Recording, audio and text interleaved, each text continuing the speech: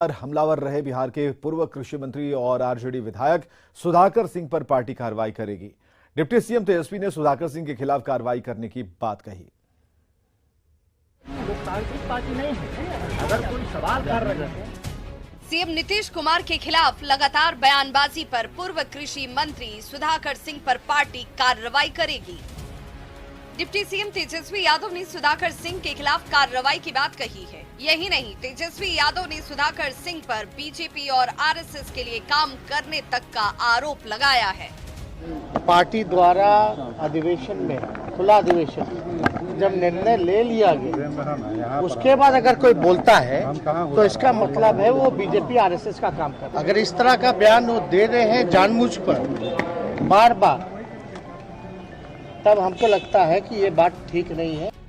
दरअसल सुधाकर सिंह लगातार सीएम नीतीश कुमार के खिलाफ बयान दे रहे थे। यहाँ तक कि सुधाकर सिंह सीएम नीतीश कुमार को हर मोर्चे पर फेल बताते हुए उनका इस्तीफा तक मांग चुके थे। नीतीश कुमार जी हर मोर्चे पर फेल हैं, यह पूरा बिहार जानता है। लंबे 6 महीने से कर रहा हूँ, या हम 17 साल विपक्ष में थे तो भी मैंने कहा कि उनके नेतृत्व में सरकार ठीक से नहीं चल रही है, न ही मंडी कानून बनाने के पक्ष में है, न हर खेत तक पानी पहुंचाने के पक्ष में है, न ही बिहार की शिक्षा व्यवस्था को ठीक करना चाहते हैं। केवल वह पद पर बने रहना चाहते हैं, बस एक सूत्रीय एजेंडा उनके पास। सीएम नीतीश कुमार के खिलाफ बयानबाजी पर जेडीयू भी लगातार सुधाकर सिंह पर कार्रवाई की मांग कर रही थी। ऐसे में तेजस्वी के बयान का जेडीयू ने स्वागत किया है। साथ ही सुधाकर सिंह पर राजनीति को शर्मसार करने का आरोप लगाया। राजद के माननीय विधायक सुधाकर सिंह के आचरण से राजनीति में शर्मसार हुआ। राजनीति में इससे बड़ा आरोप कुछ भी नहीं हो सकता कि शरीर राजद में है और आत्मा दूसरे जगह है। इसकी पुष्टि विधायक दल के नेता माननीय तेजस्वी यादव ने भी कर दिया। दरअसल सुधाकर सिंह लगातार अपने बयान से सरकार को असहज कर रहे थे। सरकार और पार्टी की हो रही किरकिरी के बाद सुधाकर सिंह को आरजेडी ने नोटिस भी जारी किया था। नोटिस का जवाब देने के बाद भी सुधाकर सिंह अपने बयान से सरकार और पार्टी की फजीहत करा रहे थे, जिसके बाद अब पार्टी ने उनके खिलाफ कार्रवाई का मन बना लिया है। न्यूज़ 18 के लिए पटना से शैलेंद्र कुमार की रिपोर्ट। चलिए इस खबर को समझिए। दरअसल सुधाकर सिंह कृषि मंत्री का पद संभालने के बाद ही अपने विभाग के अफसरों को चोर बताते हुए खुद को चोरों का सरदार कह दिया था।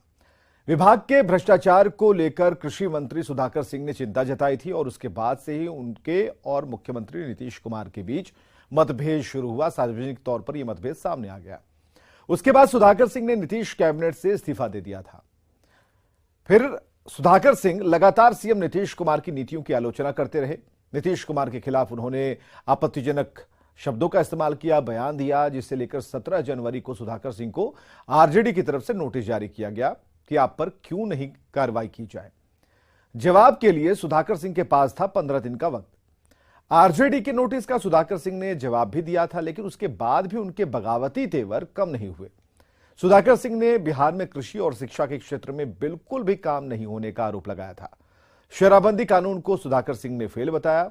उन्होंने कहा था कि कुर्सी पर बने रहने सीएम नीतीश कुमार का एकमात्र एजेंडा है और यही उनका एकमात्र एजेंडा है, जो कि सुधाकर सिंह ने नीतीश कुमार पर भ्रष्टाचारियों, गुंडों, अधिकारियों के लिए सरकार चलाने का आरोप लगाया।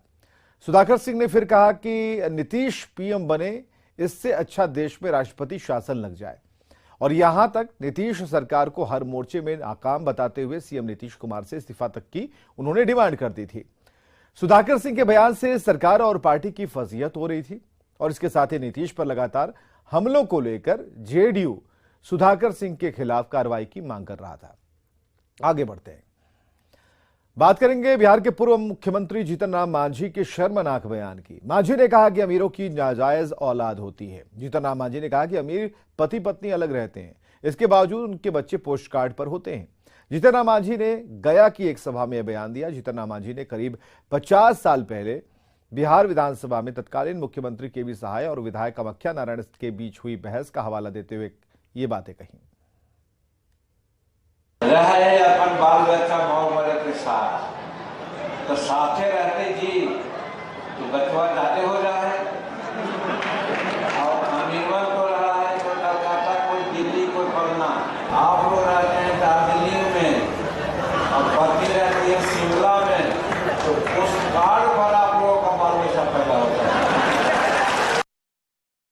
जीतन मांझी बिहार के पूर्व मुख्यमंत्री रह चुके हैं और सियासत में लंबे समय से सक्रिय हैं। सियासत में उच्च पद पर रहे व्यक्ति के लिए मर्यादा जरूरी होती है। बयान देते समय गरिमा का ख्याल रखना चाहिए और बढ़ती जनसंख्या को समझाने के लिए ऐसे बयान जरूरी नहीं होते। जीतन मांझी के शर्मनाक बयान की चौतरफा निंदा हो रही है। महिला संगठनों ने मांझी के बयान पर नाराजगी जताई। मांझी के बयान को महिला समाज का अपमान बताया है और मांझी के सहयोगी दलों के नेताओं ने भी मांझी के शर्मनाक बयान का विरोध किया। नई पार्टी बनने के बाद राष्ट्रीय लोक जनता दल के राष्ट्रीय अध्यक्ष उपेंद्र कुशवाहा कल से यात्रा पर निकल रहे हैं। पश्चिमी चंपारण के भितिहरवा से कुशवाहा की विरासत बचाओ नमन यात्रा का शुभारंभ होने वाला है।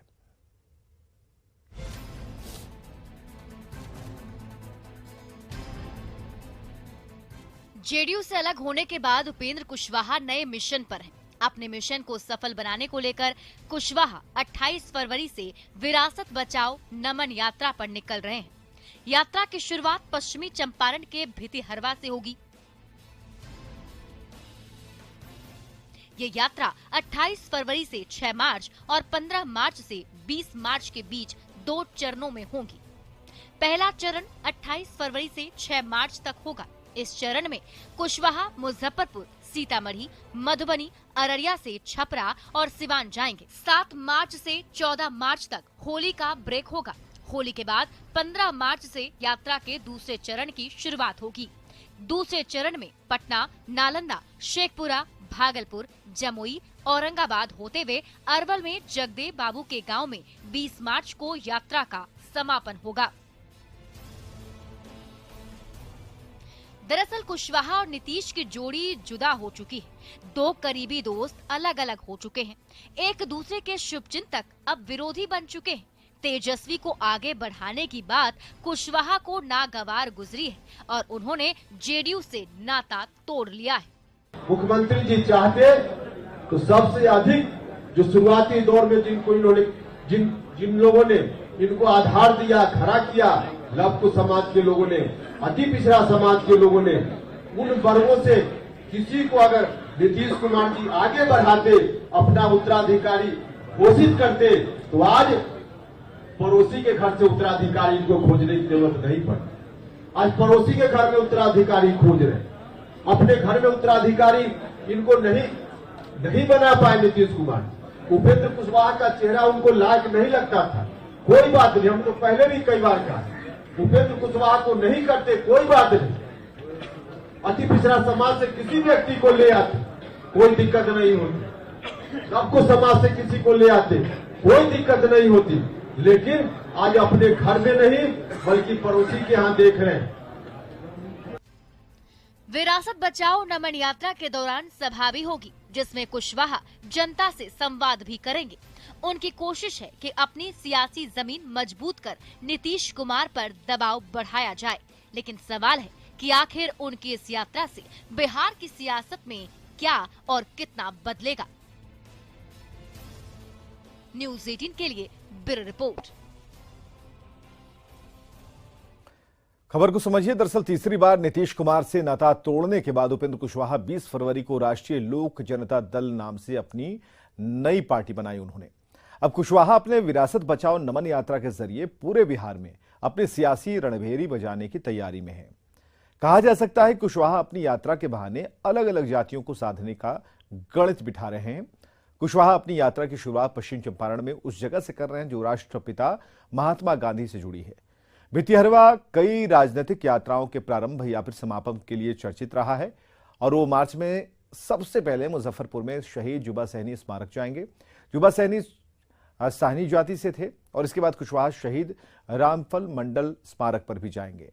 मंडल धानुक जाति से थे। इसके बाद नंबर आएगा बाबू सूरज नारायण सिंह स्मारक का जो राजपूत जाति से थे। साहित्यकार फणीश्वरनाथ रेणु स्मारक यात्रा बिहार की विरासत मानकर की जाएगी, लेकिन हकीकत यह है कि रेणु की धानुक जाति के बारे में भी पिछले 2 दशकों में खूब चर्चा रही। मधेपुरा में वो बीपी मंडल स्मारक पर श्रद्धासुमन अर्पित करेंगे और जातिगत व्यवस्था को लेकर बहुचर्चित मंडल कमीशन के प्रमुख बीपी मंडल खुद यादव जाति के थे। समस्तीपुर में जननायक कर्पूरी ठाकुर स्मारक के बहाने नाई जाति को साधेंगे और सारण में दलित वर्ग के पासी समाज से आने वाले जगलाल चौधरी स्मारक पर भी जाएंगे।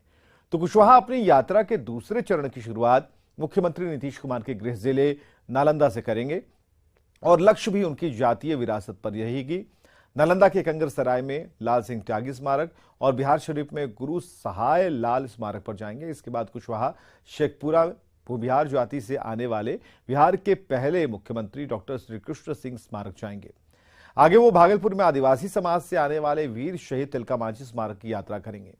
नवादा में लालू नीतीश जैसे नेताओं को खड़ा करने वाले और कायस जाति से आने वाले जेपी के आश्रम जाएंगे। गया में कुशवाहा मुसहर जाति से आने वाले पर्वत पुरुष दशरथ मांझी स्मारक पर जाएंगे और आगे वो रोहतास में मुसलमानों में पिछड़ा वर्ग से आने वाले डॉक्टर अब्दुल कयूम अंसारी स्मृति कार्यक्रम में शामिल होंगे। इधर हताश में राजपूत जाति के शहीद निशांत सिंह स्मारक पर भी जाने वाले हैं। भोजपुर में कुशवाहा बाबू वीर कुंवर सिंह स्मारक के बहाने राजपूत जाति पर उनका विशेष लक्ष्य होगा। आगे बढ़ते हैं। बिहार में नीतीश कैबिनेट के विस्तार को लेकर चर्चा का बाजार गर्म है। बताया जा रहा है कि कांग्रेस ने मंत्री पद को लेकर 2 सदस्यों का नाम भेजा है।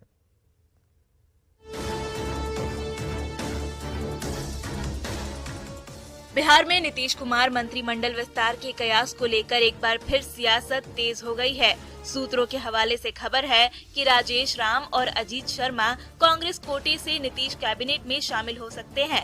बिहार कांग्रेस अध्यक्ष अखिलेश सिंह ने डिप्टी सीएम तेजस्वी यादव को दोनों के नाम भेजे हैं।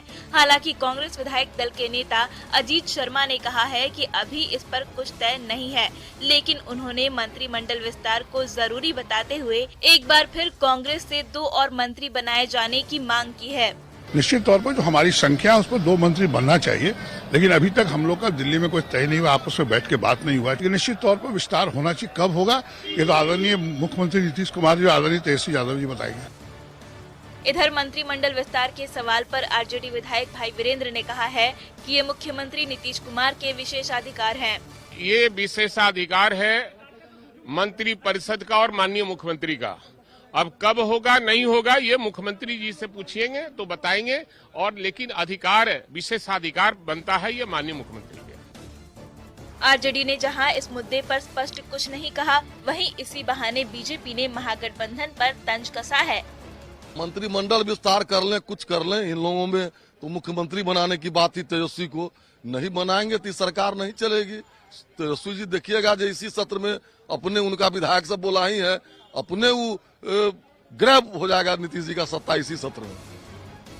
दरअसल अखिलेश प्रसाद सिंह जब से बिहार कांग्रेस के अध्यक्ष बने हैं, तभी से नीतीश कुमार की अगुवाई वाली महागठबंधन सरकार में अपनी पार्टी का प्रतिनिधित्व बढ़ाने की लगातार डिमांड कर रहे हैं। न्यूज़ 18 के लिए पटना से अमित कुमार के साथ शैलेंद्र की रिपोर्ट। बिहार में सियासी बदलाव के बाद से 2024 लोकसभा चुनाव का ताना बाना बुना जा रहा है। अगस्त 2022 में बीजेपी से गठबंधन तोड़कर नीतीश कुमार ने महागठबंधन में वापसी की थी। नीतीश मंत्रिमंडल में 31 सदस्यीय कैबिनेट का गठन किया गया था और उसके बाद से ही कांग्रेस विधायकों की संख्या के आधार पर 4 मंत्री पद की डिमांड कर रही थी। इधर बिहार कांग्रेस के अध्यक्ष बनने के बाद अखिलेश प्रसाद सिंह ने कांग्रेस कोटे से 2 और मंत्री बनाए जाने की मांग रख दी और अखिलेश प्रसाद ने कहा कि विधानसभा में कांग्रेस विधायकों की संख्या के आधार पर कैबिनेट में कांग्रेस के 4 मंत्री पद मिलने चाहिए। कांग्रेस के 19 विधायक हैं और इस आधार पर पार्टी कम से कम 2 और मंत्री पद मांग रही है। कांग्रेस कोटे से फिलहाल अफाक आलम और मुरारी गौतम नीतीश सरकार में मंत्री हैं और अखिलेश प्रसाद ने कहा था कि मंत्रिमंडल विस्तार को लेकर नीतीश कुमार से बात हुई है और उन्होंने आश्वासन दिया है। वहीं कांग्रेस की डिमांड पर तेजस्वी ने 2 टूक कहा था कि मीडिया में मंत्री पद की डिमांड न करें। वहीं सीएम नीतीश कुमार ने कैबिनेट विस्तार को लेकर गेंद डिप्टी सीएम तेजस्वी यादव के पाले में डाल दी थी। सीएम नीतीश ने कहा था कि मंत्रिमंडल विस्तार कब होगा ये तेजस्वी जी से पूछिए। अब राजेश राम और अजीत शर्मा कांग्रेस कोटे से नीतीश कैबिनेट में शामिल होने की उनकी नाम की चर्चा है। खबर है कि प्रदेश कांग्रेस अध्यक्ष अखिलेश सिंह दोनों का नाम मुख्यमंत्री और उप मुख्यमंत्री को उन्होंने भेजा है। अजीत शर्मा कांग्रेस विधायक दल के नेता हैं, वहीं राजेश राम कांग्रेस के पुराने नेता और पूर्व मंत्री दिवंगत दिलकेश्वर राम के बेटे हैं। नीतीश कैबिनेट में आरजेडी से 16 और जेडीयू से 11 मंत्री हैं। 4 विधायकों वाले जीतनराम मांझी की हम पार्टी से मांझी के बेटे संतोष सुमन मंत्री हैं, वहीं निर्दलीय सुमित सिंह भी मंत्री हैं। आगे बढ़ते हैं। खबर रामगढ़ विधानसभा उपचुनाव की करेंगे, जहां वोटिंग के बाद 18 उम्मीदवारों की किस्मत ईवीएम में कैद हो गई। वोटों की गिनती 2 मार्च को होनी है।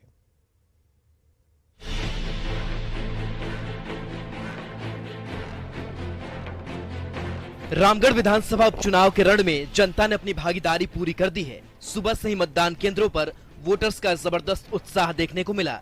युवाओं से लेकर बुजुर्गों का हुजूम अपने विधायक को चुनने के लिए उमड़ा रहा। वैसे तो इस मुकाबले में 18 उम्मीदवार मैदान में हैं, लेकिन मुख्य मुकाबला यूपीए के प्रत्याशी बजरंग महतो और एनडीए के प्रत्याशी सुनीता चौधरी के बीच माना जा रहा है। रामगढ़ विधानसभा क्षेत्र के सभी 405 बूथों पर मतदान शांतिपूर्वक पूरा हुआ, जिसमें 244 मतदान केंद्र अति संवेदनशील, 114 संवेदनशील और 47 सामान्य मतदान केंद्र बनाए गए थे। विकास और रोजगार के साथ बुनियादी सुविधा देने जैसे मुद्दों पर मतदाताओं ने वोट किया। फर्स्ट टाइम वोटरों में गजब का उत्साह देखा गया। अच्छा रहा। आशा करती हूँ कि जिसे भी मैं वोट दे रही हूँ अच्छा काम करे, आगे जाके हमारे देश का अच्छा विकास करे। बस इसी उम्मीद से पहली बार जिसे भी दे रही हूँ आशा करती हूँ कि अच्छा काम करे।